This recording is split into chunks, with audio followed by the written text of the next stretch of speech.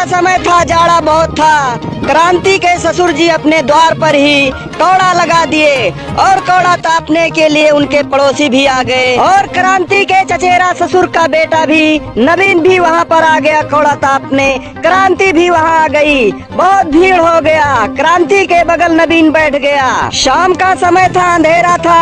नवीन जैसे ही क्रांति के बगल बैठा तो क्रांति के सीने में उसका हाथ लग गया। वह सोचने लगी, लगता ये जानबूझकर मेरे सीने में हाथ लगा दिया। और जैसे ही वह हाथ बढ़ाकर ताप रहा था, वह उसके हाथों में चुटकी काट ली। वह सोचने लगा, यह क्यों मेरे हाथों में चुटकी काट ली। और फिर नवीन भी उसके हाथों में चुटकी काट ली। जैसे नवीन ने उसके हाथों में चुटकी काटा, अपने चचेरे भाई की पत्नी के हाथों में जैसे ही चुटकी काटा, वह वहाँ से उठकर अपने घर में चली गई और नवीन आराम से बैठ गया। थोड़ी देर बाद फिर वह वापस आई और नवीन के बगल बैठ गई। नवीन के हाथों में फिर वह चुटकी काटी और नवीन ने उसके हाथों को पकड़ लिया।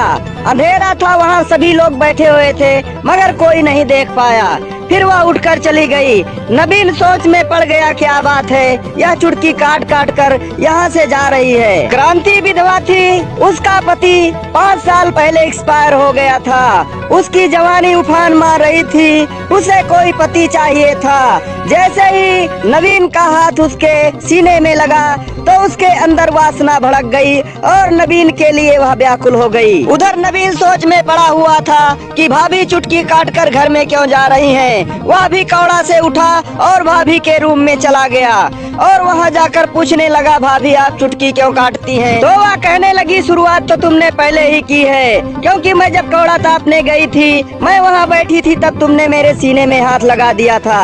नवीन कहने लगा, भाभी गलती से लग गया होगा, मैंने जानबूझकर नहीं लगाया।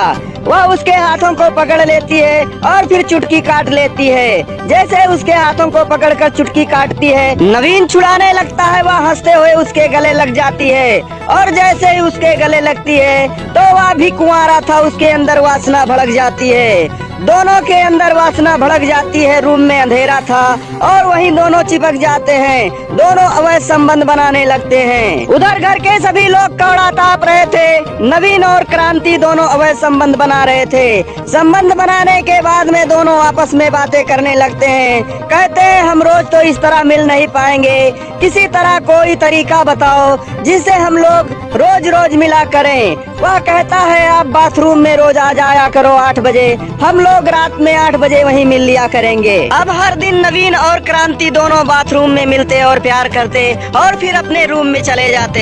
एक रात की बात है, क्रांति और नवीन दोनों बाथरूम में संबंध बना रहे थे।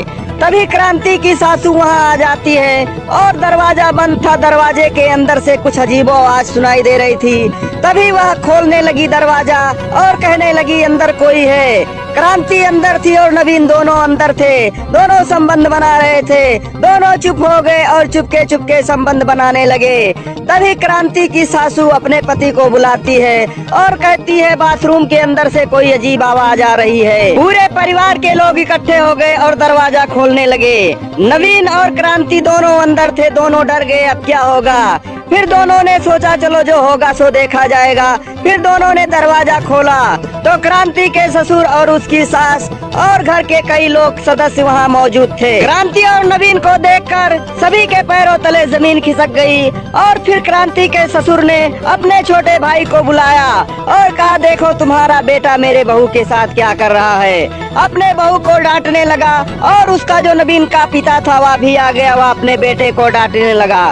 फिर सभी परिवार के लोग सोचने लगे, अब दोनों ने तो संबंध बना लिया है, यह विधवा है और यह कुंवारा है, अब क्या किया जाए।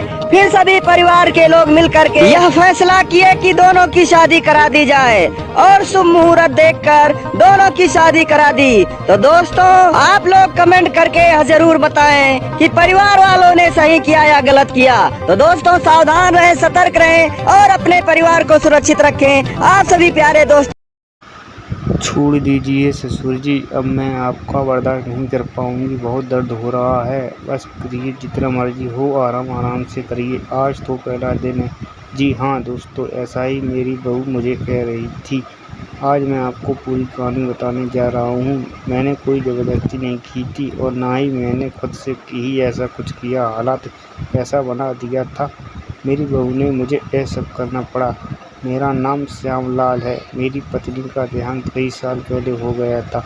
मेरा एक बेटा है जिसकी शादी मैंने जल्द ही कर दी थी ताकि घर में एक औरत आ जाए। घर में एक औरत का रहना कितना ज़रूरी है, इस वजह से मैंने अपनी बेटी की शादी नीलम से कर दी। और मैंने पसंद इसलिए किया था क्योंकि वह बहुत ही खूबसूरत और अच्छे ख़ानदान से थी।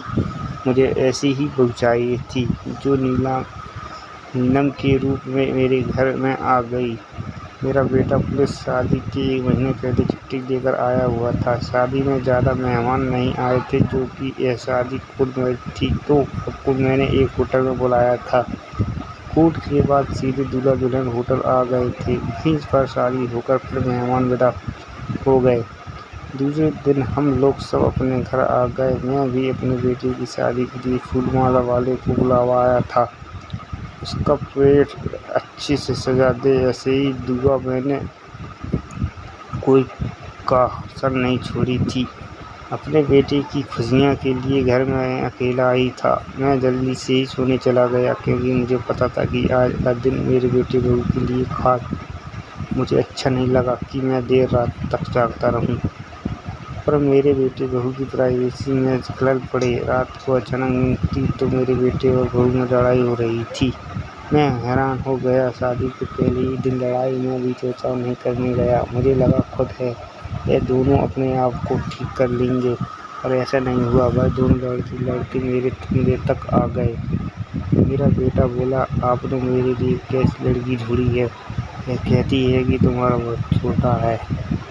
मेरी ज़िंदगी खराब हो गई। कहती है मुझे कुछ भी नहीं हो रहा है, मैं तुम्हारे साथ नहीं रहूँगी, मैं वापस चली जाऊँगी। उस इंसान के साथ मैं ऐसे रहूँगी जो मुझे खुश ना कर सके।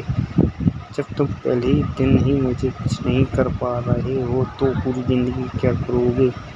मैं हैरान हो गया, समझ नहीं आ रहा था मैं क्या बोलूँ। मेरा बेटा बहुत गुस्से में था। दोनों एक दूसरे के ऊपर चढ़ा रहे थे। मैं समझ नहीं पा रहा था कि लड़की जो पहली बार बहू बनकर आई है, और उसका यह रूप देखकर मुझे बहुत गुस्सा आने लगा था। मैं अपने बेटे को बोला सब ठीक हो जाएगा, और बहू को भी बोला सब ठीक हो जाएगा। आज का दिन ऐसी लड़ाई करने का। तुम दोनों एक दूसरे के लिए नए हो, किस वजह से ऐसी दिक्कत हो रही है? जो आगे जाकर शायद ऐसी दिक्कत नहीं होगी। मेरी बहू कोई दिक्कत कैसे नहीं होगी, इसका तो पता भी नहीं होता है। मैं अपने बेटे को पूछा क्या बात है बेटा? उसने बोला पापा मानता हूँ मुझे अभी दिक्कत है, पुलिस की ट्रेनिंग में चोट लग गई थी, इस वजह से अभी दिक्कत हो रही। बोला है कुछ दिनों में ठीक हो जाएगा। इतना सुनते ही मेरी बहू और भी ज़्यादा आग बबूला हो गई और बोली, जब तेरे में दम नहीं था तो मेरे साथ तुमने शादी क्यों किया? इतना सुनते मेरा बेटा तुरंत ही घर छोड़कर चला गया। मुझे लगा कि मेरा एक ही बेटा था, वह भी मुझे छोड़कर चला गया। मैं बहुत गुस्से में हो गया। जाकर मैंने बंद किया। वापस आकर देखा तो बहू बेड पर बैठी थी। मैं गुस्से में लाल था तो मैं उसको जाकर बाल डालते हुए बोला, तेरे में इतनी गर्मी है? वह बोली, तो क्या करोगे? तुम सही करोगे? बिना सुनते ही मैंने कहा, हाँ मैं देखता हूँ तुम्हारे अंदर कितनी गर्मी है। तुरंत ही उसे बेड पर लौटा दिया और फिर वही क्रिकेट वाला मैच शुरू हो गया।